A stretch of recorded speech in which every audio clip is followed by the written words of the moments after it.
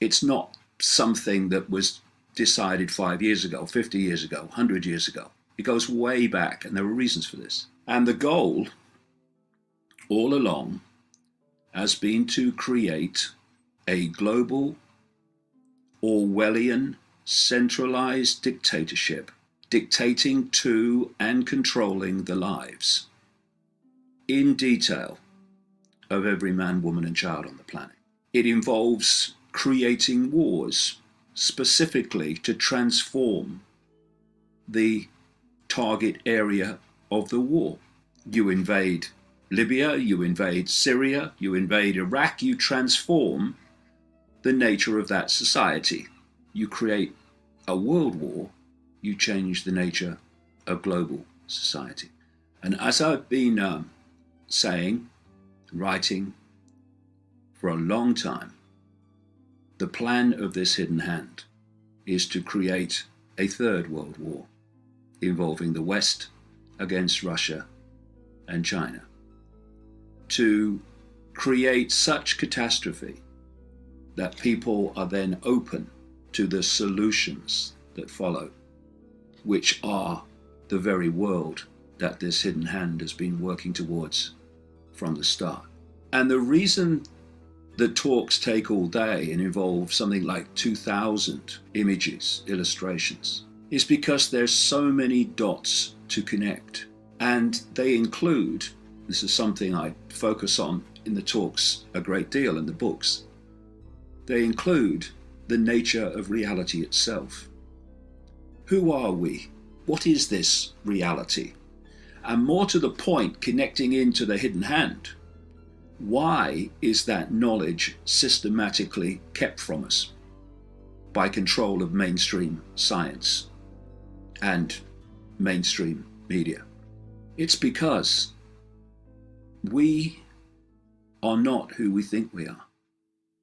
That which we give a name, a life history, a family history, a racial history, a cultural history to, is merely an experience which the true I, the infinite I, the eternal I, pure awareness, is experiencing in this reality. A reality which, in terms of that which we think we see, is a tiny, tiny, almost laughable range of frequencies that we call visible light. Everything else beyond that is denied us because we cannot decode the frequencies outside of that one which we call the world. There's a reason, a massive, fundamental reason, why that knowledge is kept from us. Because for the few, and it is a few compared with the global population, to control all these billions, those billions have to be kept in ignorance of their true nature, their true self, and their true power to dictate their own reality and their own experience. So what I do in the talks is bring all these elements together and show that they all fit into a coherent whole, a coherent story, which explains the world that otherwise seems so random, so bewildering. And obviously, as I go into different countries, I bring in aspects of that country into the presentation. But what is so compelling and so fundamentally significant is that although the detail here and there may change, in all the basic themes, everything in the talk and the presentation applies to every single country, no matter what its history, no matter what its culture, no matter what its background. And like I say, these next few years, including this one, are so vital to heading off what is planned.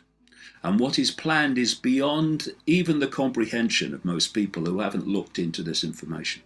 It is so fantastic. It is so far from what people in general think is happening and where they think we're heading. It's time for humanity to come together and sort this nonsense out and stop the tiny few controlling, dictating to, making suffer the vast majority. But to do that, first, we need to know what's going on. At the end of these all-day events all around the world, people there will know what's going on. Sean Adel was increasingly neglecting DavidIcke.com to the point where, until I got a new web team in very recently who are doing a fantastic job and turning it around very quickly. But until that point, DavidIcke.com and David Icke Books were heading towards a situation where they were going to cease to exist in the not too distant future. And all the work that I've done, all the effort, all the abuse, all the ridicule of the last 25 years, quarter of a century, was going to, in effect, come to an end. And that contribution to TPV by paying the director's salary while getting increasingly nothing back for it was only part of the contribution. When in the run-up for TPV going on air in November 2013, I asked for monthly donations of £1, £2, £3 to meet running costs. I knew I must be mad. Well, they say I am. I knew where the vast majority of those monthly donations to TPV would come from. They would come from people moving their subscriptions to DavidIcke.com over to TPV. And that is exactly what happened. I mean, I knew it would. But I did it anyway, to try to make TPV work. Not for me. You know, I've always said that I would work full-time for it until March 2014, and then I had to get on with my work, my own work. It was done to give a platform for information and to give a platform to other people.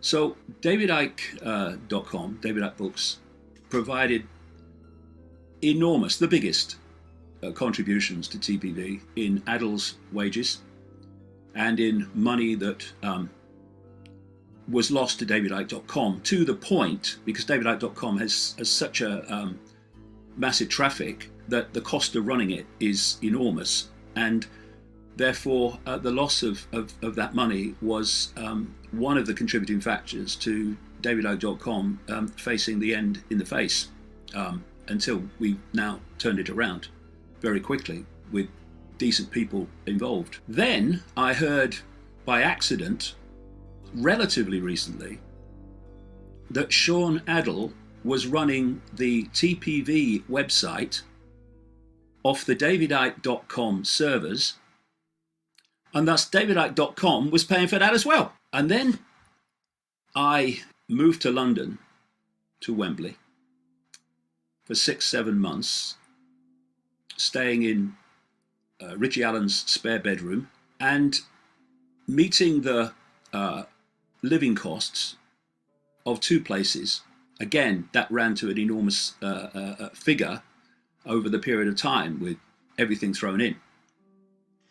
Now, put all that together and you are looking at a very, very large sum of money that went from here to the People's Voice.